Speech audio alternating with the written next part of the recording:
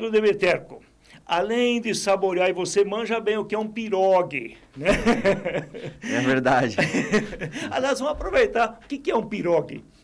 É um prato típico ucraniano, né? É uma massinha, tipo uma massinha de pão recheada com...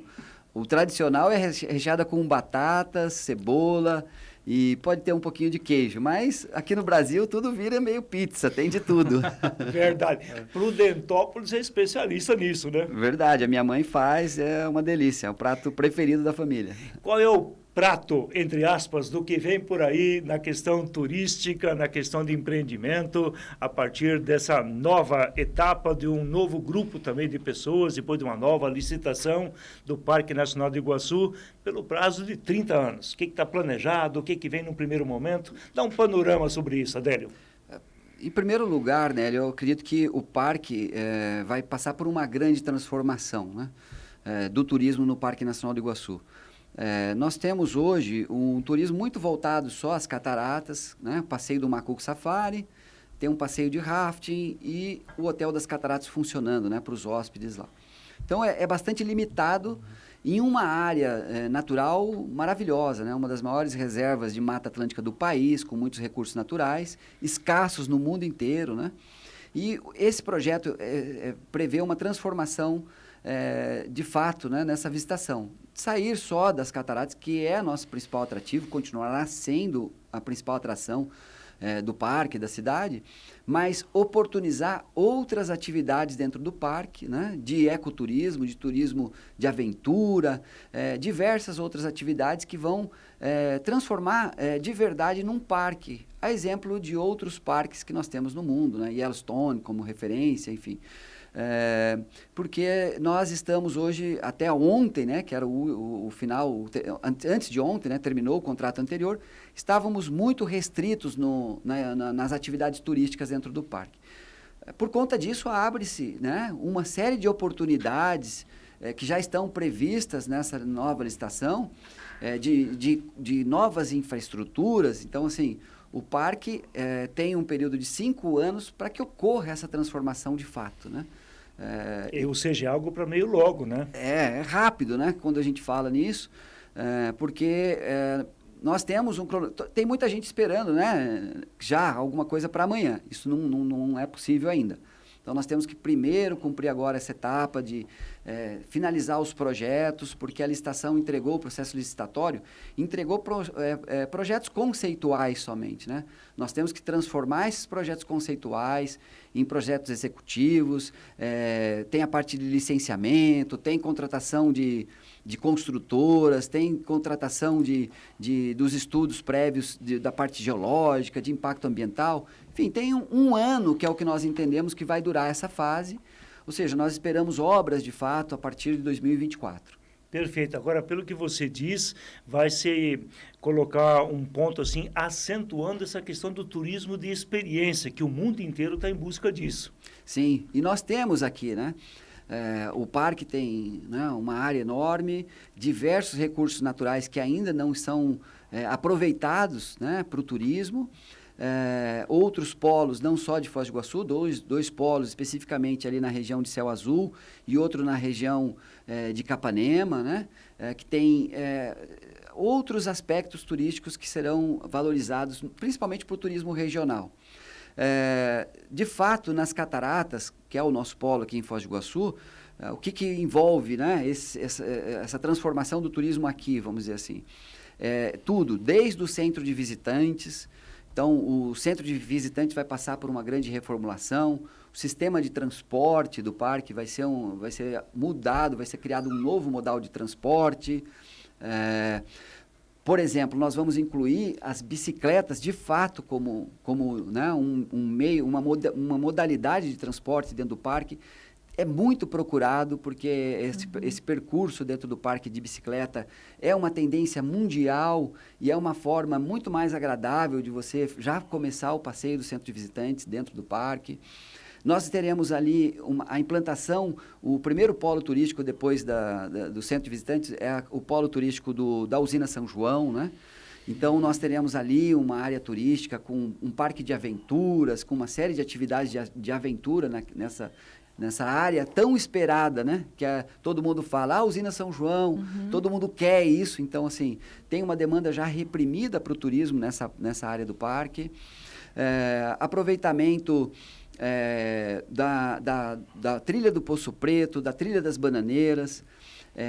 Nós pretendemos instalar na área das Bananeiras ali um passeio, né, uma trilha elevada pela copa das árvores, pela área, integrando as pessoas na parte da floresta, já na parte superior da floresta, para chegar naquela região das Bananeiras, e lá nós teremos uma grande torre de observação, porque ali já é uma outra visão que se tem, uma outra área, né, muito bonita. Vou talvez esquecer alguma coisa, porque são muitas, né? Mas fundamentalmente também a reestruturação do passeio na trilha das cataratas, nas cataratas, né? Com acessibilidade, com ampliação daquelas estruturas de mirantes, da passarela da Garganta do Diabo, né? Então, nós precisamos melhorar muito aquela estrutura de passeio também ali nas cataratas.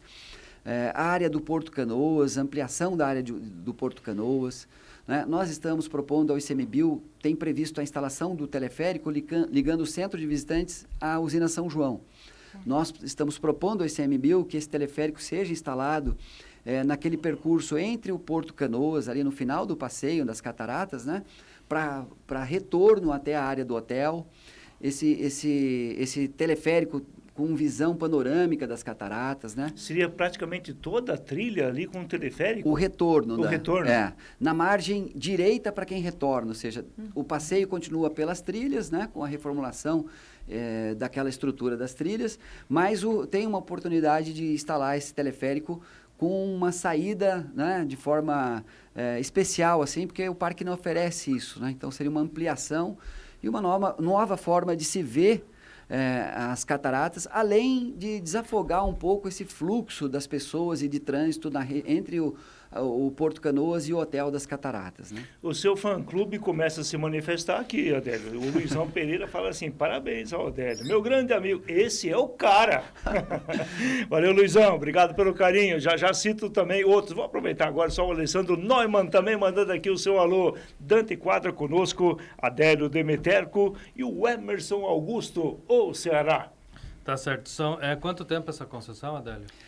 Isso tudo está faseado em 5 anos. Eu não vou lembrar agora e detalhar para vocês o que tem, né, nesse prazo, mas o teleférico, por exemplo, tem um prazo maior, porque requer, né, um cuidado maior até para a implantação, né? Mas toda essa transformação que nós temos no parque, esses investimentos que somam mais, atualizando os valores, será mais de 500 milhões de reais.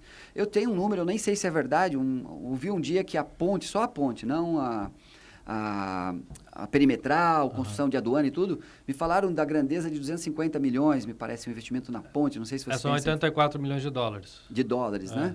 Então, para vocês terem uma ideia, uma referência de grandeza, né? O parque deve superar esse montante, o investimento em infraestrutura do parque. Isso ao longo dos 5 anos. Ao longo dos 5 anos, né? Começando, então, por qual é a primeira obra que deve ser feita, o teleférico? Qual? Não, o teleférico é para o final. Eu não vou saber precisar essa ordem exata. Provável centro de recepção, essas coisas, né? Além hoje nós temos os ônibus que descem, né? Sim, com turismo. Sim. Haverá outra maneira? Os ônibus serão diferentes? Veja bem, nós estamos de olho nas novas tecnologias, né, para esse sistema de transporte.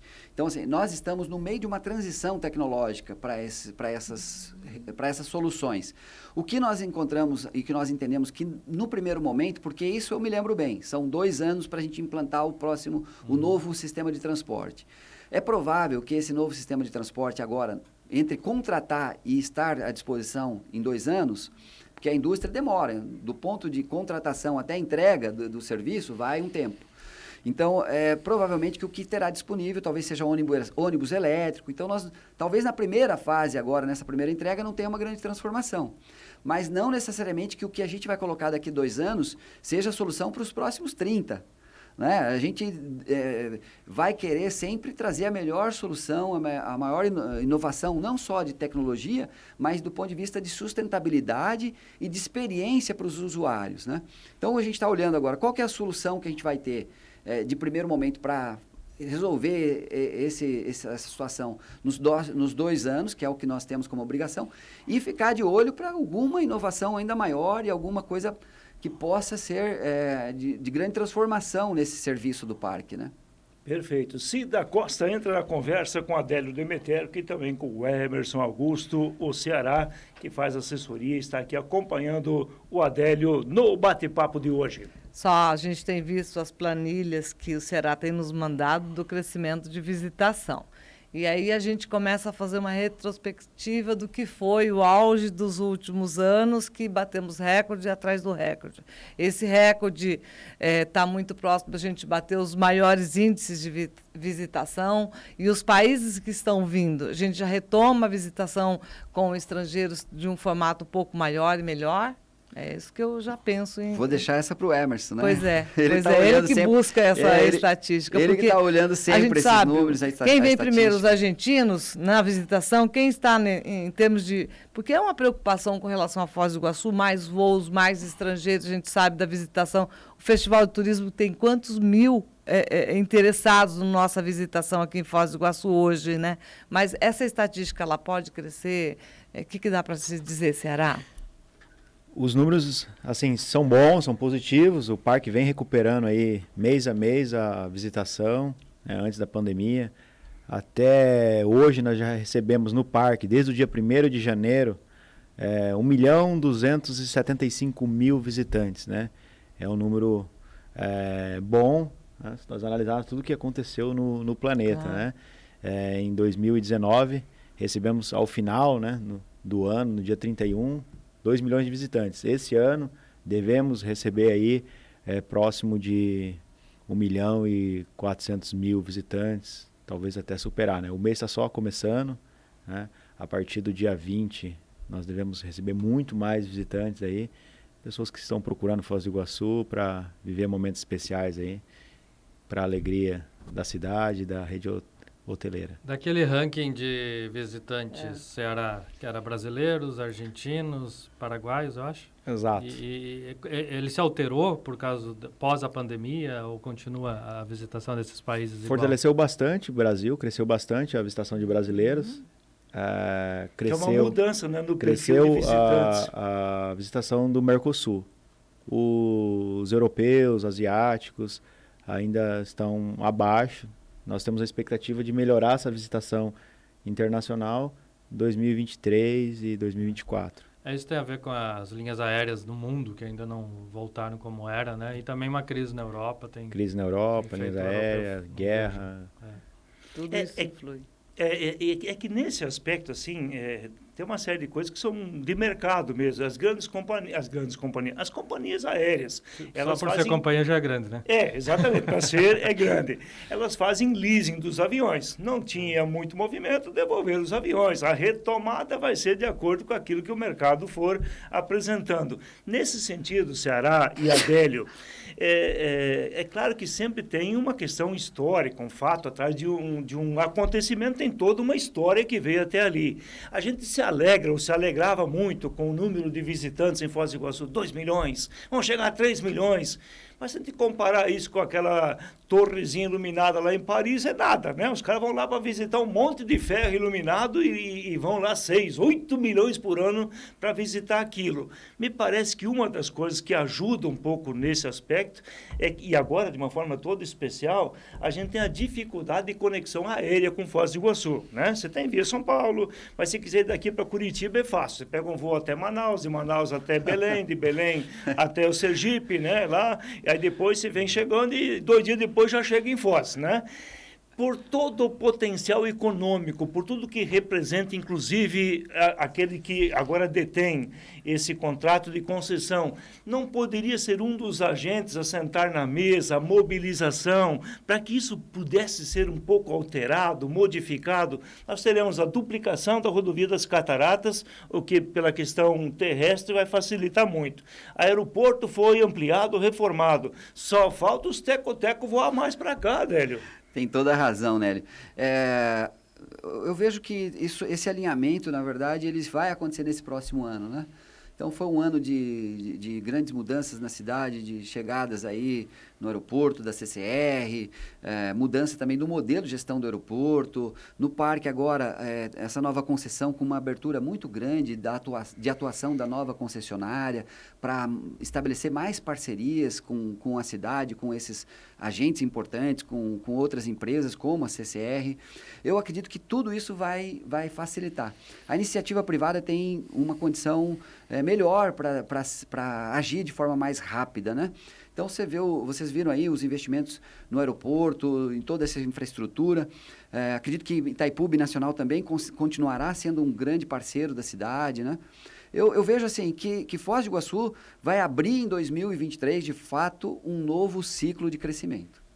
E pode ter um pouco de pressão exatamente pela agilidade da iniciativa privada em torno disso, né? Dizer, olha, olhem para cá e reconheçam, né? A gente já fez um trabalho de preparação, só falta um pouco de complemento de quem toma decisões. E também, Nélio, eu vejo uma coisa bastante positiva, que é o comportamento desses empresários, né? São grandes investimentos na hotelaria também, outras atrações turísticas na cidade, enfim. Eu acho que o poder público vai sim ter que acompanhar esse ritmo da iniciativa privada, né? Não tem como ficar fora, porque a iniciativa privada vai puxar esse bonde para frente. Voltamos em seguida com Adélio Demeterco, também com o Ceará, o Emerson Augusto aqui conosco. Tem mais algumas coisinhas, obviamente, é só um capítulo do papo que, quem sabe, em outras ocasiões a gente possa dar continuidade, inclusive já com aquilo que vai sendo implementando nesta nova fase do Parque Nacional do Iguaçu. Depois do intervalo.